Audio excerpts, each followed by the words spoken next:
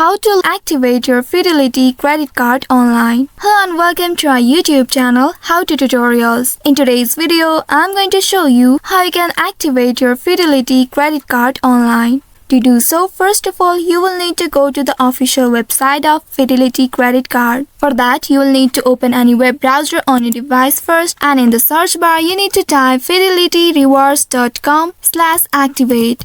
Once you have entered this keyword, press the enter button to search it. Within a while, you will be taken to the official website of Fidelity credit card. And after that, you will be presented with the activation page. In this activate page, you will need to give some information about your card. Here in this first box, you need to enter the 16-digit card number. And in the second box, you need to enter last 4 digits of your social security number. Similarly, in this third box, you need to enter the 3-digit security code which you can find at the back side of your card. If you are facing trouble to find the security code, you may also click on this "Where is my security code?" and then a dialog box will appear which will help you to find your security code. And once you have found your security code, you can enter it in these boxes.